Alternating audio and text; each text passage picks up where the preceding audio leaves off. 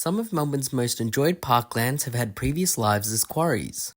Fitzroy Gardens in the city, Princess Park in Carlton, and the Plenty Gorge parklands in South Morang were all used as quarries before being reimagined as public spaces. I'm sure you won't be surprised when I say that Coburg Lake also used to be a quarry, but did you know about its interesting history? Hey there, my name is Ken and I live in Melbourne, Australia. I've always been interested in history, infrastructure, architecture and the environment, and I'm creating a video library of the things that interest me. Thanks for coming along for the ride. Before I get started in today's video, I just wanted to take a quick moment to say thanks for the support and comments on my first ever video that I posted last week. It has been really encouraging and I'm glad there's people out there who enjoy Melbourne as much as I do. Before European settlement, the area around Coburg and Merri Creek was occupied by the Woiwurrung and Wurundjeri people of the Kulin Nation, who used the Merri Creek as a sacred place. Following European settlement, over time the area was recognised for its natural bluestone resources. When quarrying began in the 1850s, Coburg was actually called Pentridge. It was renamed as local residents did not want their suburb associated with a prison. By 1875, there were 41 quarries located in Coburg. Most of the bluestone quarried from the site of the reserve was used to construct the walls of HM Pentridge Prison, which is only a few hundred metres away, visible to the south of the reserve. Prisoners would spend their days enduring hard labour, cutting and transporting bluestone from the quarry to the site of the prison. In stark contrast to those conditions and the horrors of Pentridge Prison, the former quarry site provides much-needed respite from city life to Coburg residents and visitors today. It is a wonderful parkland with the Merri Creek running through the middle. A weir built in 1914 cuts across the Merri Creek to form Coburg Lake. While the reserve's history as a quarry is not so apparent today, there are glimpses of bluestone quarried from the reserve everywhere, as the retaining walls, as garden edging, and of course across the road at Pentridge. Back when it opened to the public, the lake was used by locals for swimming, and it featured diving boards and kiosks to cater for the swimmers.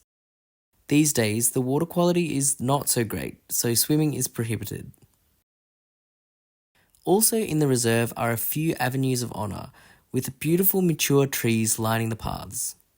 These avenues of honour were planted in 1919 to commemorate local soldiers who passed in World War I.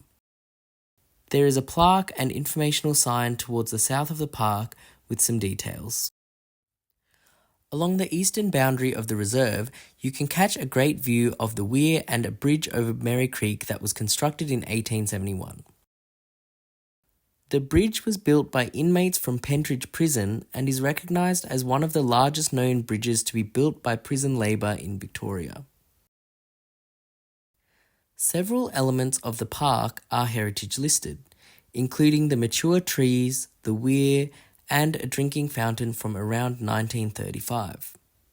In explaining the significance of the reserve for historic, social, aesthetic, and scientific reasons, the Victorian Heritage Council states that the reserve demonstrates efforts made in Coburg to improve parks and gardens during the 1920s, including the uniquely Australian tradition of planting trees in honour of soldiers.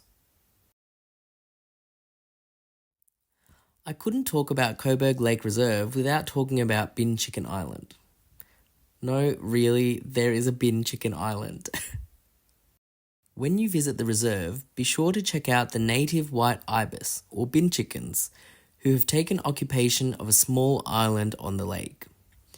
A 2020 survey by Friends of Merri Creek recorded 277 white ibis on the island. Now, I won't weigh in on the debate about whether these birds and their potential impacts on the Coburg Lake ecosystem is bad or not, but I will say that Bin Chicken Island is a landmark you do not want to miss.